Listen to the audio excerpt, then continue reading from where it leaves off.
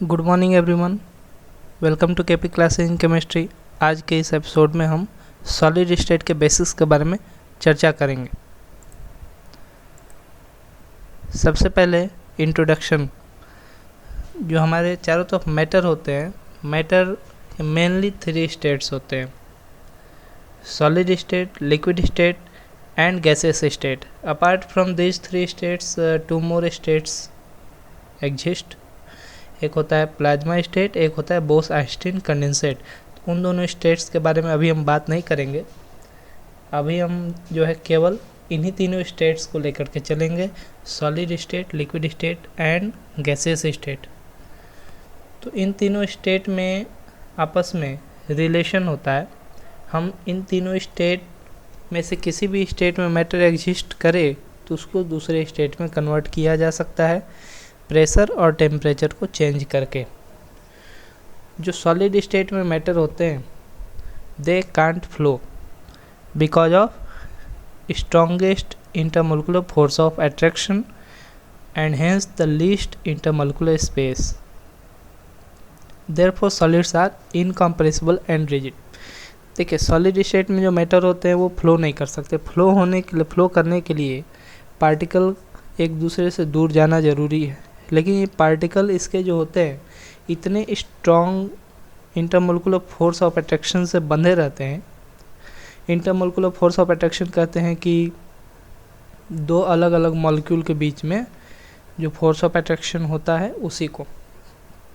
तो ये जो जिस फोर्स ऑफ अट्रैक्शन से इतनी स्ट्रांगली बंधे होते हैं कि एक पार्टिकल दूसरे पार्टिकल को छोड़ करके मूव नहीं कर सकता, और जब मूव नहीं कर सकता तो इनमें फ्लो करने की टेंडेंसी नहीं होती है।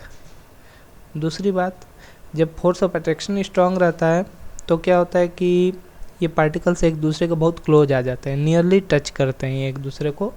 इसीलिए 2 पार्टिकल के बीच में जो स्पेस होता है, जिसको कि इंटरमोलिकुलर स्पेस कहते हैं, वो स्पेस भी मिनिमम होता है इस स्टेट में पार्टिकल्स के बीच में। तो वही चीज़ लिखा गया है कि least intermolecular space present in between them.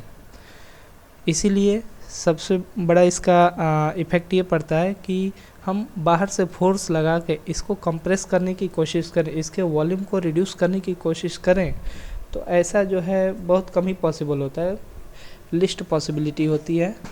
क्योंकि जब इनके पार्टिकल्स के बीच में जब स्पेस रहेगा ही नहीं तो ये एक दूसरे के और करीब नहीं आ सकते, और एक दूसरे के और करीब नहीं आ सकते तो क्या होगा, ये कंप्रेसिबल भी नहीं होंगे। इसके अलावा इसी कारण से ये जो है रिजिड भी होते हैं, फ्लेक्सिबल नहीं हो सकते। फ्लेक्सिबल होने के लिए क्या होता है, एक दूसरे के ऊपर लेयर्स को स्लाइड करना होता है। जैसे हम फोर्स लगाए, एक लेयर दूसरे सॉलिड का एक लेयर दूसरे लेयर के ऊपर में अगर स्लाइड करता है, यानी कि स्लिप करता है, तो हम कहते हैं कि वो फ्लेक्सिबल है, रिजिड नहीं है। लेकिन ऐसा इसमें नहीं होता क्योंकि फोर्स ऑफ अट्रैक्शन जो है स्ट्रांग होता है। इसके विपरीत लिक्विड स्टेट और गैसेस स्टेट दोनों को जो हम फ्लूइड्स बोलते हैं। फ्लूइड्स इसलिए बोलते हैं क्योंकि उनमें फ्लो करने की टेंडेंसी होती है। फ्लो करने की टेंडेंसी होने का क्या मतलब है, इसका मतलब कि उसके मॉलिक्यूल्स एक दूसरे को छोड़ करके एक दूसरे से दूर जा सकते हैं। ऐसा इसलिए होता है क्योंकि सॉलिड स्टेट के कंपैरिजन में लिक्विड स्टेट में जो फोर्स ऑफ अट्रैक्शन होता है वो कम होता है, inter particle force of attraction कम होता है। और दूसरा इसीलिए इसी का इफेक्ट होता है कि इंटर मॉलिक्यूलर या इंटर पार्टिकल स्पेस जो है लिक्विड्स में ज़्यादा होता है, और गैसेज में तो ये इंटर मॉलिक्यूलर या inter particle force of attraction बहुत ही ज़्यादा कम हो जाता है, और एक गैस के मॉलिक्यूल दूसरे मॉलिक्यूल से बहुत ज़्यादा डिस्टेंस पर रहता है। यानी कि अगर इंटर मॉलिक्यूलर स्पेस की बात की जाए तो गैसियस स्टेट में मैक्सिमम होगा और सॉलिड स्टेट में लिस्ट होगा। लेकिन प्रेशर को चेंज करके और टेम्परेचर को चेंज करके हम जो है एक स्टेट से दूसरे स्टेट में मैटर को कन्वर्ट कर सकते हैं। जैसे कि गैस स्टेट में कोई मैटर है तो एक्सटर्नल प्रेशर अप्लाई करके और उस सिस्टम का जो मैटर है वो सिस्टम का टेम्परेचर हम रिड्यूस करके उस मैटर को गैसेस स्टेट से लिक्विड स्टेट और लिक्विड स्टेट से सॉलिड स्टेट में लाया जा सकता है। इसी तरह से अगर कोई सब्सटेंस जो है वो सॉलिड स्टेट में है तो उसमें हम जो है उसको हीट करके और प्रेशर रिड्यूस करके उसको जो है हम गैसेस स्टेट में कन्वर्ट कर सकते हैं। ठीक है, अब हम बात करते हैं सॉलिड्स के क्लासिफिकेशन की। तो सॉलिड को हम क्लासिफाई करने जा रहे हैं उनके जो कंस्टिट्यूएंट पार्टिकल्स हैं, जो मॉलिक्यूल्स हैं, आयंस हैं या जो एटम्स हैं, उनके रिलेटिव अरेंजमेंट कहा जाता है एक दूसरे के रिस्पेक्ट में वो किस तरह से अरेंज्ड है, उसको ध्यान में रखते हुए हम सॉलिड्स को दो पार्ट में क्लासिफाई कर सकते हैं। एक को बोलेंगे क्रिस्टलाइन सॉलिड, दूसरे को बोलेंगे एमॉर्फस सॉलिड।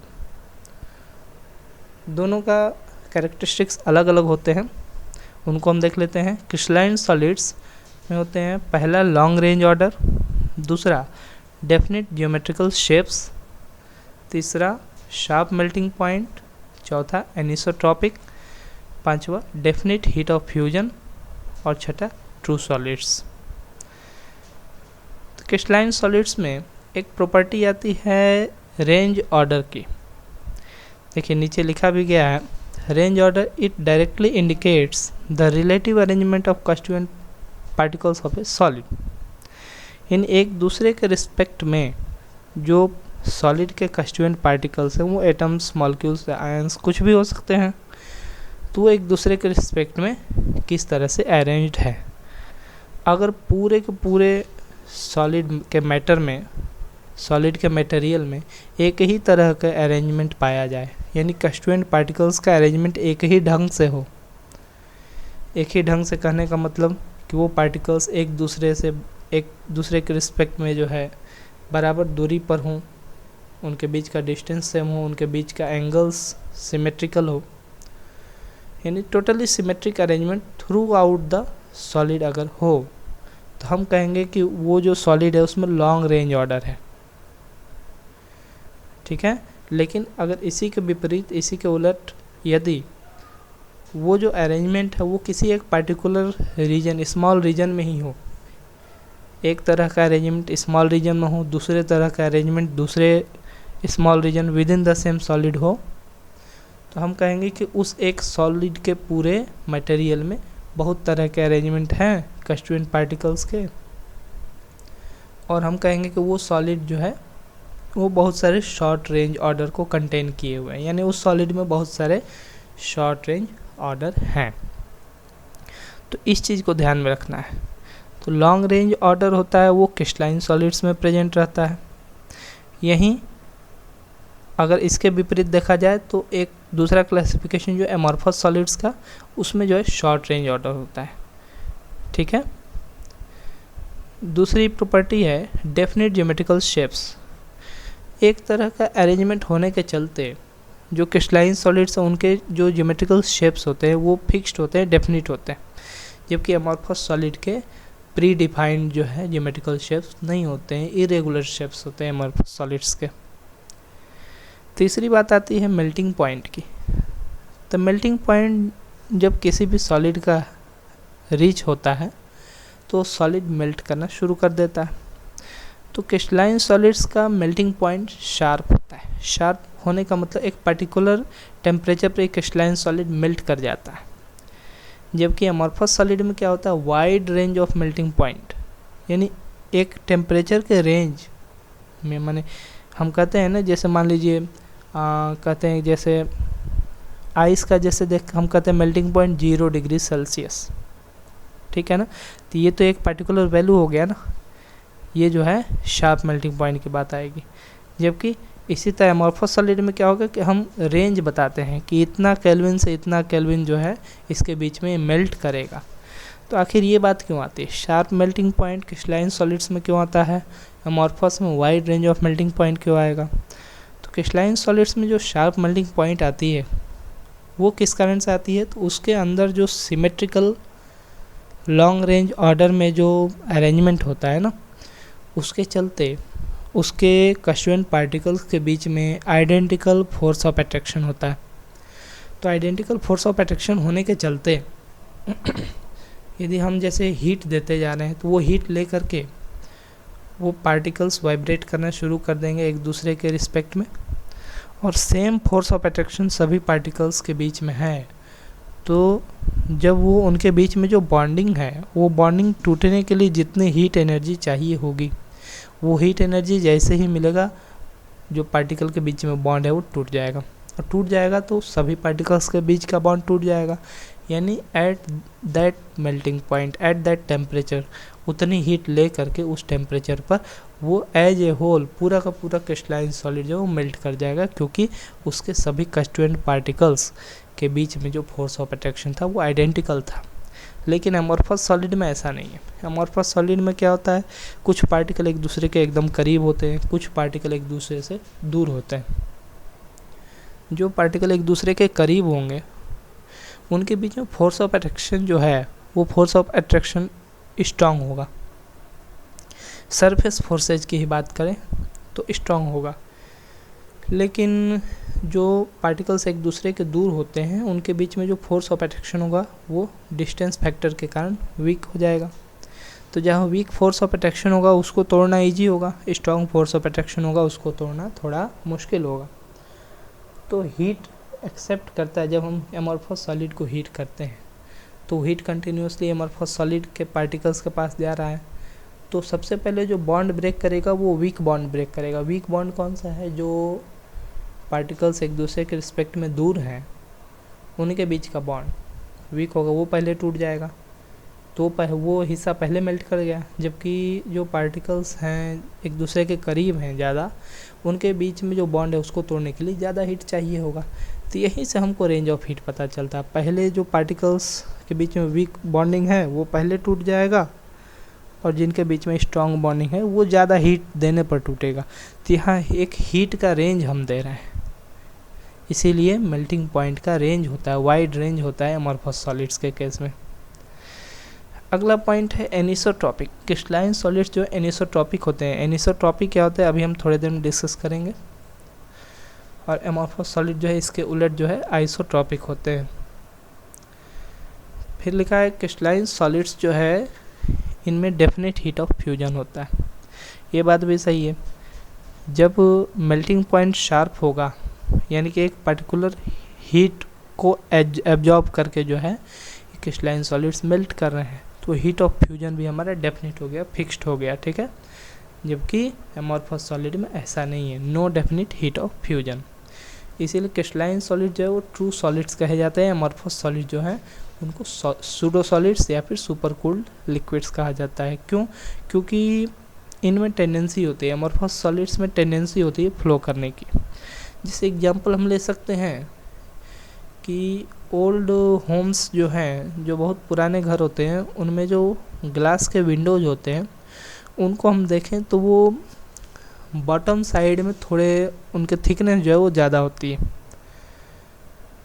पूरे के पूरे उसके एरिया को कंसिडर करें तो टॉप के कंपैरिजन में वो जो ग्लास का विंडो है उसका जो ग्लास है उस ग्लास का थिकनेस जो है वो टॉप के कंपैरिजन में बॉटम में ज़्यादा होगा। ऐसा इसलिए क्योंकि कई सालों से वैसे बड़े बड़े जो है वो ग्लास जो है उसकी टेंडेंसी होती है फ्लो करने की, तो फ्लो करते करते बहुत ही माइन्यूट हमको पता नहीं चल पाता है वो फ्लो कर रहा है, फ्लो करते करते जो वो बॉटम के साइड में सेटल होने लगता है, तो इसीलिए जो है वो थिकर हो जाता है एट द बॉटम, ठीक है। इसीलिए हम एमॉर्फस सॉलिड्स को सूडो सॉलिड्स भी कहते हैं या सुपर कूल्ड लिक्विड्स भी कहा जाता है। और ये अभी मैंने बता दिया रेंज ऑर्डर दो तरह का होता है, एक लॉन्ग रेंज ऑर्डर होता है, एक शॉर्ट रेंज ऑर्डर होता है। अब बात करते हैं एनिसोट्रॉपी की। देखिए क्रिस्टलाइन सॉलिड्स में जैसे कुछ प्रॉपर्टीज, जैसे कि एग्जांपल ले लीजिए आप, इलेक्ट्रिकल कंडक्टिविटी की बात करें, रिफ्रैक्टिव इंडेक्स की बात करें, थर्मल एक्सपेंशन की बात करें, इस तरह की भी जो प्रॉपर्टीज होती है फिजिकल प्रॉपर्टीज, इनको अगर हम मेजर करें तो किसी एक पर्टिकुलर डायरेक्शन में हम सपोज कीजिए ओ से ए की तरफ मेजर कर रहे हैं। यहाँ पर डायग्राम में आप देख सकते हैं ओ से ए की तरह अगर मेजर करें तो वैल्यू अलग आती है, जबकि ओ से बी की तरफ मेजर करने पर वैल्यू जो है वो अलग आती है। तो ये अलग अलग वैल्यूज क्यों आती है? अलग अलग वैल्यूज इसलिए आती है क्योंकि किसी एक पर्टिकुलर डायरेक्शन में हम वैल्यू मेजर कर रहे हैं तो हमको अलग अलग तरह के कंस्टिट्यूएंट पार्टिकल्स मिल रहे हैं। जैसे कि ओ से ए की तरफ जाने में हमको अल्टरनेट करके अपोजिट चार्जेज किसी एक साइड ऑफ एरो के किसी एक साइड में देखिए, जैसे एरो के अप साइड में देखिए तो plus minus plus minus plus minus alternate करके देखिए, अल्टरनेट करके ये अपोजिट चार्जेज मिल रहे हैं, अपोजिट चार्ज वाले पार्टिकल्स मिल रहे हैं। और इसके बॉटम साइड में अपोजिट चार्ज वाले मिल रहे हैं। दोनों का नेचर एक दूसरे के देखिए, एरो के अप साइड एरो के बॉटम साइड दोनों का नेचर एक दूसरे के अपोजिट, ठीक है ना। तो ये फैक्टर हो गया। जबकि ओ से बी की तरफ हम जाएं तो एरो को किसी एक साइड में हमको सेम नेचर वाले पार्टिकल्स मिल रहे हैं, सेम चार्ज वाले पार्टिकल्स मिल रहे हैं। देखिए ये जो है एरो के लेफ़्ट साइड में देखिए माइनस चार्ज वाले पार्टिकल्स मिल रहे हैं, और एरो के राइट साइड में देखिए प्लस चार्ज वाले पार्टिकल्स मिल रहे हैं। तो अलग अलग डायरेक्शन में मेजर करने में हमको अलग अलग पार्टिकल्स मिल रहे हैं। उन्हीं के चलते जो है ये क्रिस्टलाइन सॉलिड्स में ये फिजिकल प्रॉपर्टीज का वैल्यू अलग अलग आता है, अलग अलग डायरेक्शन में मेजर करने पे। इसी प्रॉपर्टी को एनिसोट्रॉपी कहा जाता है, इसीलिए क्रिस्टलाइन सॉलिड्स जो है वो एनिसोट्रॉपिक कहे जाते हैं। वही चीज़ यहाँ पर लिखे हैं, identical in all direction, therefore solid anisotropic होते हैं। अगर ऑल डायरेक्शन सभी डायरेक्शन में आइडेंटिकल ये वैल्यूज आए तो सॉलिड आइसोट्रॉपिक, जैसा कि अमॉर्फस सॉलिड में। यहाँ पर हम देख रहे हैं कि किसी दो डायरेक्शन में ही हमने देखा तो दोनों में अलग अलग वैल्यूज आएंगे, इसीलिए डिफरेंट इन डिफरेंट डायरेक्शन तो सॉलिड जो है एनिसोट्रॉपिक कहलाएगा। Because O A and O B have differently charge constituent particles around them. तो यही प्रॉपर्टी जो है एनिसोट्रॉपिक कहलाती है। तो ये जो है क्रिस्टलाइन सॉलिड्स में हमको देखने को मिलता है। एमॉर्फस सॉलिड्स में क्या होता है कि जो कंस्टिट्यूएंट पार्टिकल्स होते हैं उनका अरेंजमेंट इरेगुलर होता है। इरेगुलर होने के चलते हम अलग अलग डायरेक्शन में जो इन प्रॉपर्टीज को मेजर करेंगे तो हमको as a whole average value मिलता है, इसीलिए ये वैल्यूज सेम आता है सभी डायरेक्शन में, इसीलिए एमॉर्फस सॉलिड्स जो है वो आइसोट्रॉपिक कहलाते हैं। और क्रिस्टलाइन सॉलिड्स में ये डिफरेंट आता है, इसीलिए क्रिस्टलाइन सॉलिड्स जो है वो एनिसोट्रॉपिक कहलाते हैं। अब हम बात करते हैं एग्जाम्पल देखते हैं पहले क्रिस्टलाइन सॉलिड्स के। तो क्रिस्टलाइन सॉलिड्स में सबसे कॉमन एग्जाम्पल जो है आपको मिलेगा सोडियम क्लोराइड का, हाइड्रोजन का solid form solid hydrogen, solid chlorine Cl2, solid helium, solid methane, solid HCl, solid H2O, solid ammonia, silicon carbide, diamond, graphite, जितने भी मेटल्स हैं वो सभी। इसके अलावा क्रिस्टलाइन सिलिका जिसको कि क्वार्ट्ज भी बोलते हैं वो भी क्रिस्टलाइन सॉलिड्स के एग्जाम्पल में आएगा। एमॉर्फस सॉलिड्स के एग्जाम्पल में आएंगे rubber, glass, plastic, polymers of high molecular mass and amorphous silica. तो ये जो एग्जाम्पल्स हैं ये क्रिस्टलाइन एमॉर्फस सॉलिड्स के एग्जाम्पल है। अब नेक्स्ट एपिसोड में हम यहीं से शुरू करेंगे, क्लासिफिकेशन ऑफ क्रिस्टलाइन सॉलिड्स से हम जो है नेक्स्ट एपिसोड में देखेंगे। Thank you.